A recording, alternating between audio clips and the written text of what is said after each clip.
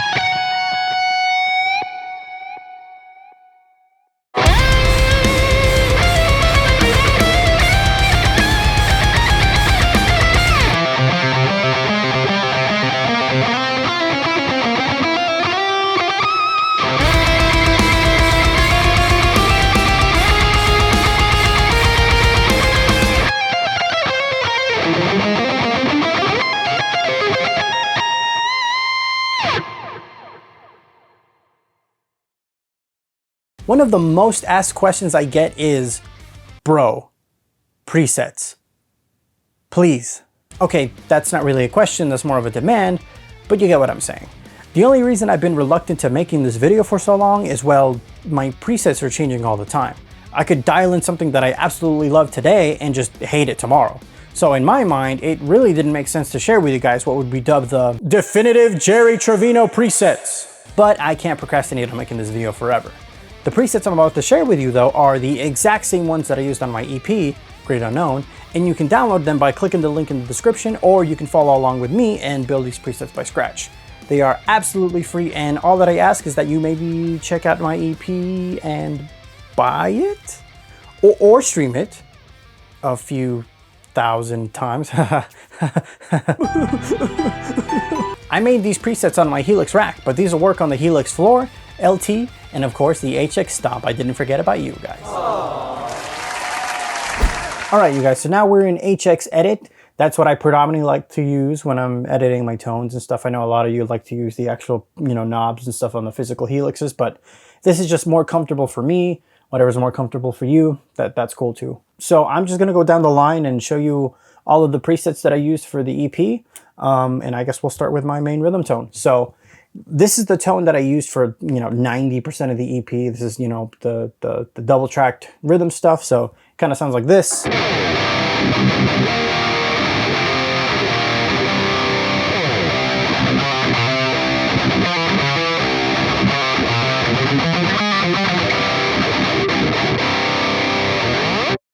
Okay, so let's see what is going on inside the preset.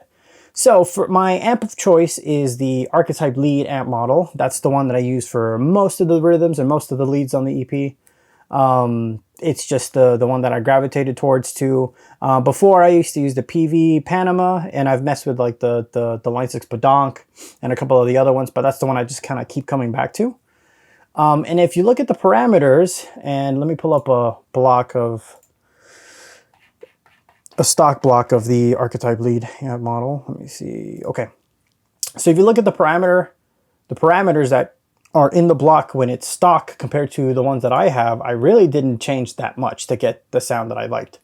So as you can see, I maybe turned up the gain a little bit and turned down the depth, and that's literally all I changed. So just going down the line with the parameters, the drive is at 6.0, bass 5.4, mid 6.8, treble 6.7, presence 6.5, channel volume 7.5, just left that alone, master at 4, sag, hum, ripple, bias X, that's all at 5, and I turned down the depth a little bit for at 3.0. Cool. So I know there's a lot of hubbub about, you know, using third-party IRs and which is your favorite. Do you like this brand or this company or whatever? And I've dabbled with tons of IRs. You know, there's so many companies that make so many great ones out there. But I stumbled upon kind of like my secret weapon cab combo that I use in the Helix, and I'm really hard pressed to use anything else. It's just, I just use that for pretty much everything, and I just set it and forget it. And it's nice not having to import, you know, IRs, you know, between the rack that I use here in the studio and live, between that and my LT or the HX Stomp. I could just create a preset and upload it, and it works totally great. So the cab that comes stock with the block when you first load it up is the Cali V30. But the cab that I kind of fell in love with for metal stuff is the XXL V30. So, and I just used 2 blocks of the same cab. So just mic'd up with 2 different mics. So for the first one, I have a 57 dynamic, 2 inches off the cab, and stock, now the high pass and low pass is at 80 hertz and 8.0 kilohertz. And I just kind of leave that alone. I don't like to have the mic too close to the cab, because when I have the 57 and the other cab, you know, same settings except I changed it to the 4038 ribbon, you get a little too much proximity effect, sometimes a little too much low end, especially when using the 4038 ribbon microphone, because that one really gives a lot of low end. But that I find comboed with the 57 really gives a nice kind of even sound for everything. So let me just get rid of this guy, and let me turn off some of the other effects that I have going on here. And I'll show you what that sounds like.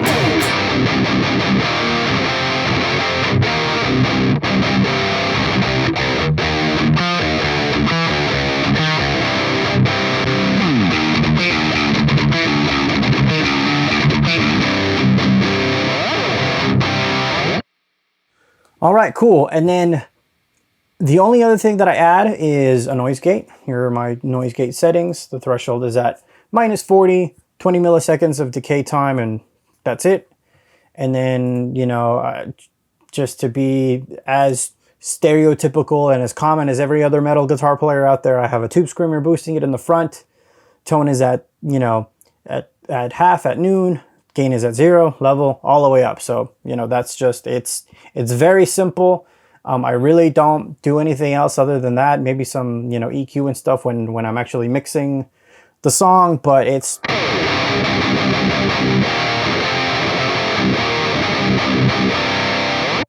But yeah, that's it. That is my rhythm tone. So there you go. Moving on, I know I kind of skipped the preset here, but I know that most of you guys are probably, you know, wanting, you know, a rhythm metal guitar tone. But I'll jump back up to this first preset. This is basically my clean tone. So staying in the family of the Archetype stuff, I use the Archetype Clean for the clean stuff most of the time. It gives you a very nice, kind of brilliant, clean sound, especially with the bright switch on. So one thing to note with this guitar particularly, maybe you might have to adjust some of these settings, maybe boost the treble and presence to get it as crystal clear as kind of how my sound sounds like. So if I show you what it sounds like just on the bridge pickup.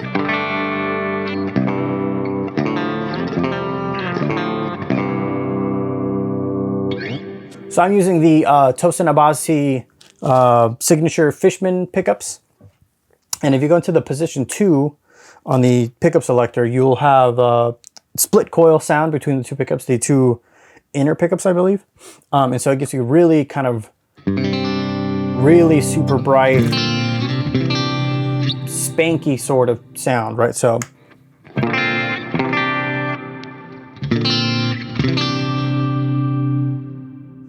a lot of that crystal clear stuff is coming from the pickup. So, you know, depending on the type of pickups that you have, you might have to, you know, do some, you know, EQ settings.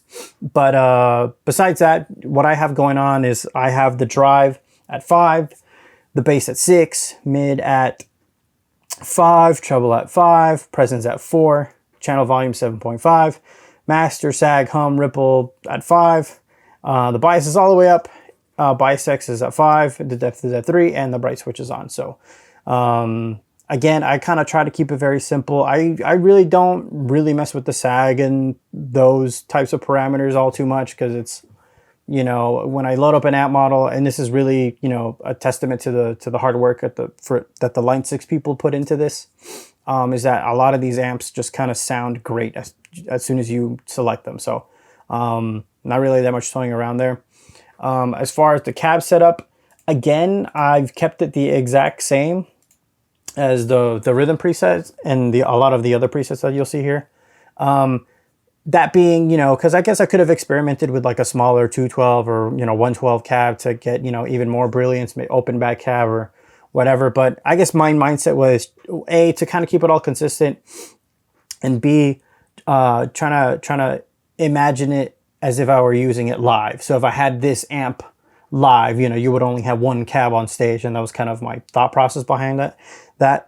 And C, it just sounds good, and I really didn't feel like I needed to change the cab anyway. So, so let me turn off some of these other effects and kind of show you what it sounds like with just the amp and the cabs together.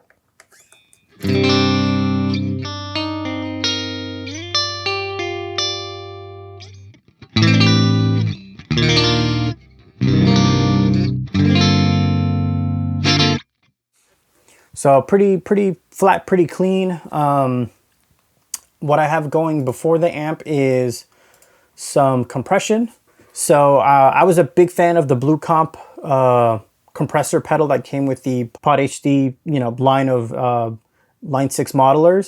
So I was a big fan of that one. So when they kind of included some of those legacy effects in a later update for the Helix, I was really glad to have it again. So I just, you know, I can even change the settings right here, that if I just switch between the red comp and the blue comp, it's literally just the stock settings, and that's what works for me. So that's just to kind of clamp down on some of the pokey or transients and stuff and keep it kind of all consistent sounding.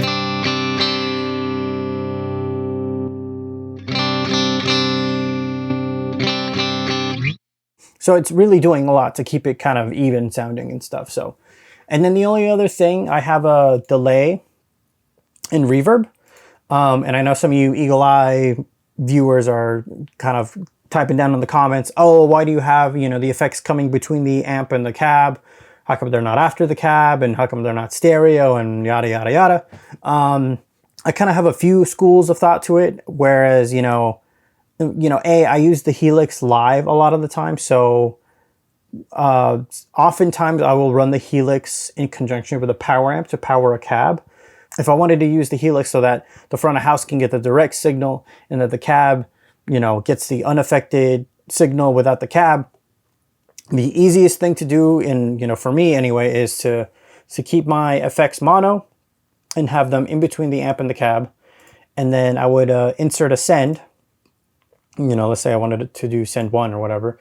And then I would put that right after my effects so that everything up until this point would hit the power amp and cab on stage, and then after the fact it would hit the cabs, and then that would be the direct signal that the front of house guy would get. So as you can see, that literally took no effort. I don't have to do any sort of crazy routing. I can just put the send block and then take the output from the Helix, feed that into a power amp and cab, and then, you know, we're all good. Have a nice day. And then the other thing too, because I know a lot of you are big on, you know, stereo effects and stuff. From my experience, and this is just my opinion, when you're a local musician and you're just playing live in front of, you know, you're at a bar or, you know, a really small venue, A, no one's really going to notice, and B, trying to implement stereo things, if it's not a really well-tuned room, really isn't going to benefit you in the long run. So that's just my humble opinion. You can do whatever you want, but oh, whatever. So anyway, to get kind of back to what I was saying about the effects. So my delay of choice is the transistor tape, and in the clean tones, I really don't have it up that loud depending on the preset. So when it's just my general clean tone, barely in there. That's just to give it a little more sustain. It kind of comes more into play when I'm using it for different songs.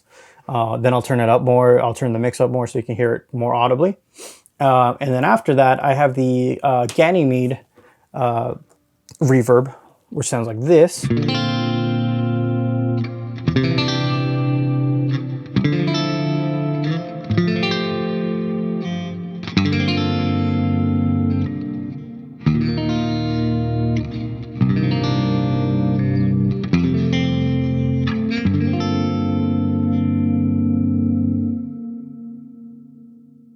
So I really like that reverb a lot. It really makes everything sound super pretty, especially with a clean tone. So yeah, with that being said, that is pretty much my clean tone. And sometimes I will change some of these parameters depending on the song. Sometimes I'll make the delay more obvious so it matches with the tempo of the song and stuff. But that's pretty much my clean tone, and that's what I use for a lot of the record. So okay, moving on. We have the lead tone. So as I said earlier, I use the archetype lead amp model for both my rhythm and lead sounds. But I do change some of the parameters a little bit. So as you can see, drive is at 6, bass 6, mid 6.8, treble 6.0, presence 6.0, channel volume 9.0, master 4. I kept all the sag, hum, ripple, bias, X all at noon, and then the depth at 3.8. So I just changed it just a tiny bit. I'll go ahead and turn off my effects so you can kind of get an idea of what it sounds like. Also, you may notice that I only have one cab block for this preset. That's so it would be accessible to the HX Stomp users. So because it only allows you to have 6 blocks at a time, which, you know, it sometimes can be frustrating to, you know, to kind of work around. But what I did instead is I used the exact same cab model, but I changed the mic to the 20 dynamic microphone because I felt that that was the closest to the blend of the 57 and the 4038. So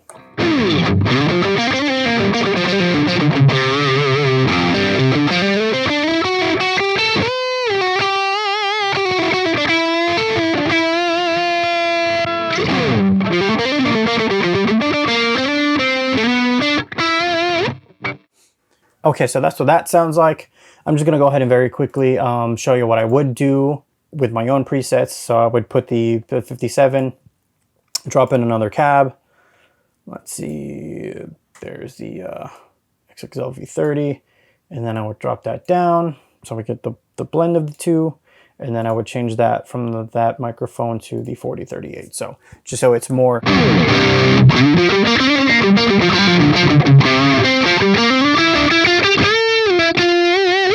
It just kind of bites a little bit more that way, I feel like. So if you want to make this change at home or, you know, whatever you'd like to do. So, okay, so moving on from there, if we see what's hitting the front of the amp, the first block we have right now is that same blue compressor that I like a lot. So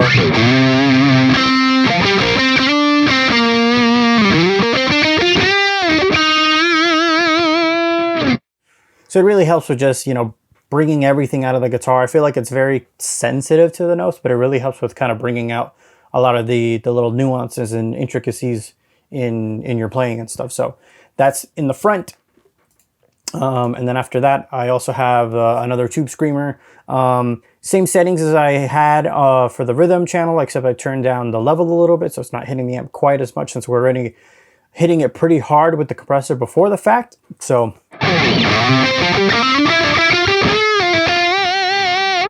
that's there just so we can get a little more gain out of the amp, and it really tightens everything up and it really brings out more of the playing, as I was saying before. So So then after the amp, as I said, delay of choice is the transistor tape. So there's this kind of settings that I have going on right there.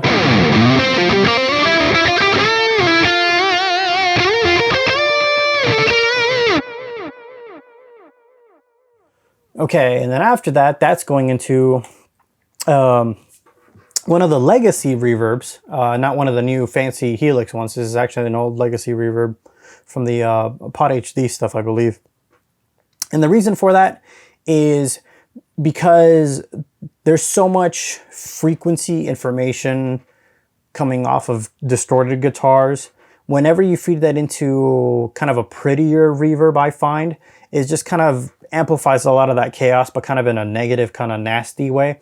So the Cave reverb and a lot of these other legacy reverbs, I feel like suit lead stuff a lot better than like one of the prettier reverbs, as I said before. So it gives it depth. It gives it that depth that you would find when you would use a reverb, but it doesn't, you know, add all this kind of extra frequency content that really doesn't do you any favors in the long run. So that being said, that's kind of the whole preset, and this is what it sounds like.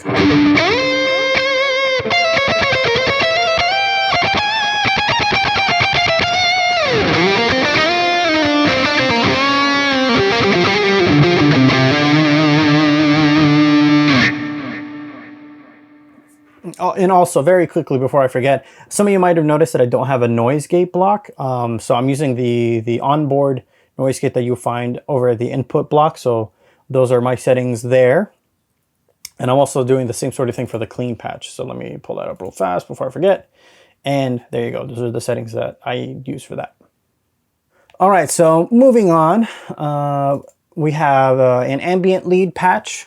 This is something that I use sometimes for intros, or you know, if you check out my song Imhotep, that's kind of the beginning ambient lead part in the beginning of the song. I won't go through all of the settings because it's literally just the exact same settings that I use for my lead patch. I took out the delay, and then I'm using the same reverb, but I turned the mix all the way up, and that's pretty much the sound. So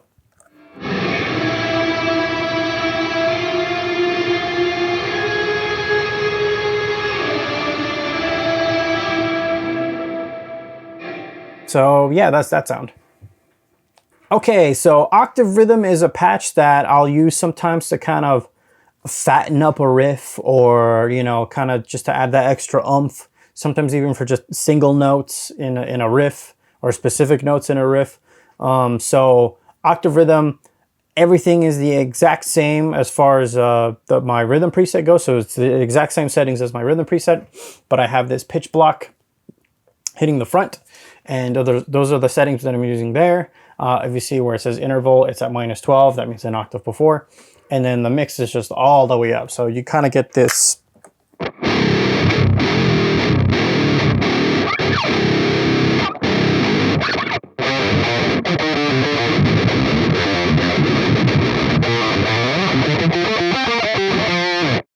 So it might sound kind of funny on its own, but when you kind of, you know, I usually double track guitars, and then every now and then, if I feel like it, you know, a riff or you know, a passage, it needs kind of a thicker sound, I'll do a third guitar in a pan in the middle, and then I'll turn that down in the mix a little bit. But I'll use this octave patch to kind of just heavy it up and make it thicker and stuff.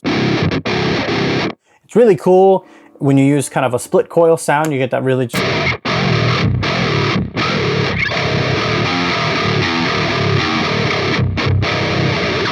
So yeah, that's a lot of fun.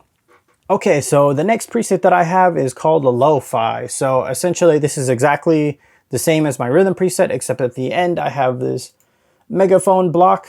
And what that does, that kind of makes it sound very lo-fi, and it's very useful for when you're trying to build up to the next part. So again, referencing my song Imhotep, right before it kind of hits the chorus section where the big kind of lead part happens, you know, there's a lo-fi guitar track that kind of helps build or emphasize the next part. So here's what that sounds like.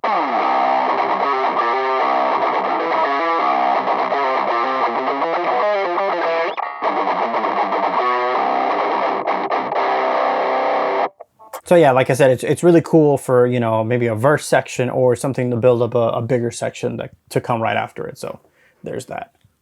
Okay, so this next one is a little different. I am using a different amp model. I'm using the Placator Dirty. This one is called Mid-Gain Rhythm. And this is more for, I use this in the first verse section of my song Bliss. I wanted to do kind of more of a spanky sounding part. So I'm using the split coil position of my guitar, and here's what it kind of sounds like.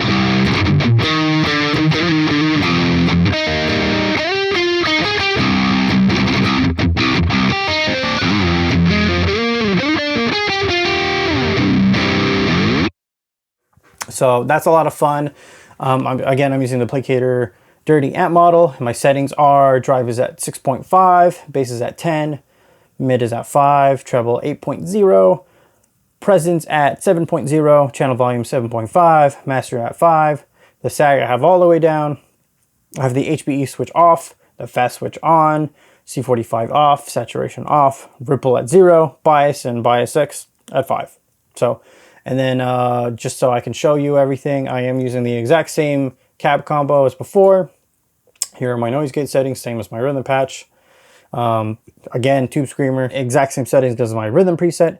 And then again, the same Blue Comp compressor pedal to kind of push more and emphasize a lot of the spankiness, I guess.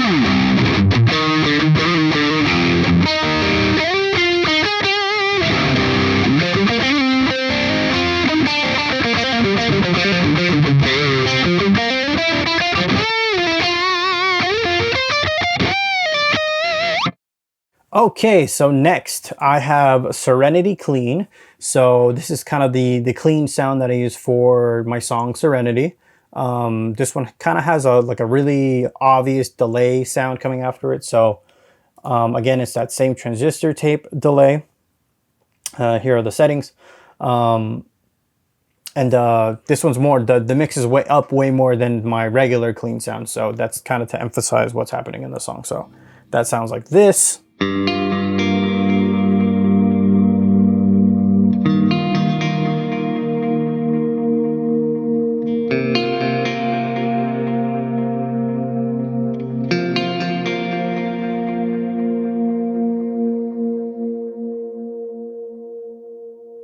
So very pretty, and then I'm using the exact same reverb. I think I turned up the mix a little bit more on this one. This one's at 40%. Let me just check back on the other one. Yeah, this one's at 30, so I just kind of turned it up a little bit more to have a little more pretty reverb on that, but that's essentially Serenity Clean. So okay, so after that is Serenity Chorus. That might sound like I might have used this preset for the chorus section of that song. No, it's actually just there because there's a chorus pedal in the preset. And then again, I only used one cab block here to kind of keep down on the number of cab blocks so that I could open it up in HX Stomp if I needed to. So this one kind of sounds like this.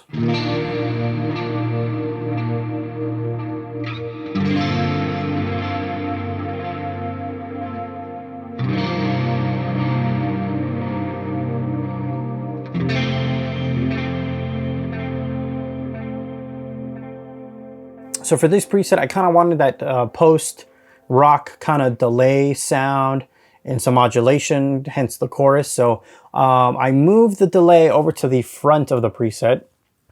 So again, this is the same as my clean tone, but I moved it to the front. And I have a kind of a half note delay thing going on. And then after that, I have some Tube Screamer hitting the front of the amp. That's just kind of to dirty it up a little bit, to kind of emphasize that post-rock sort of sound.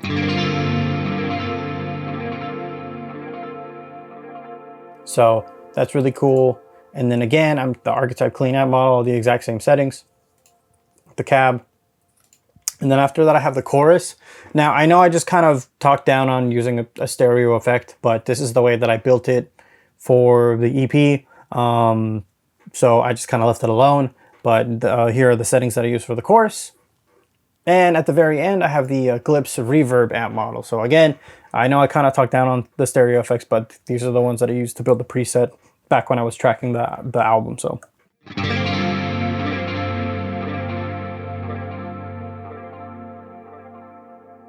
Okay, cool. So next up is the Imhotep Clean sound. So this is the clean sound that happens right after the first kind of big chorusy bit, where it kind of slows down and it's more reminiscent of the intro of the song. So very similar to my already existing clean tone, but I moved the delay over to the front of the amp instead of in between the amp and the cabs. And here are the settings that I use for that. But everything else is exactly the same, and the same reverb and everything. So you get kind of this sort of sound.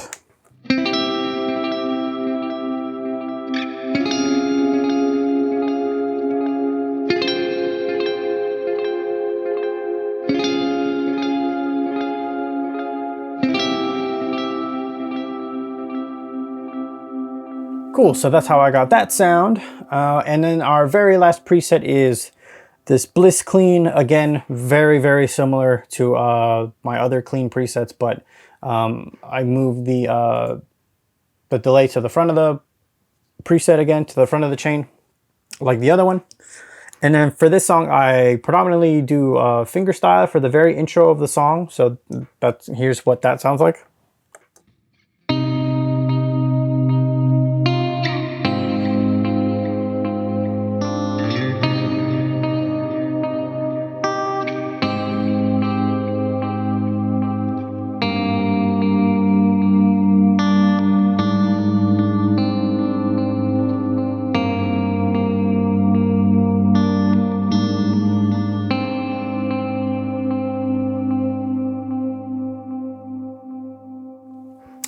So there you go, guys. Those are my Line 6 Helix presets.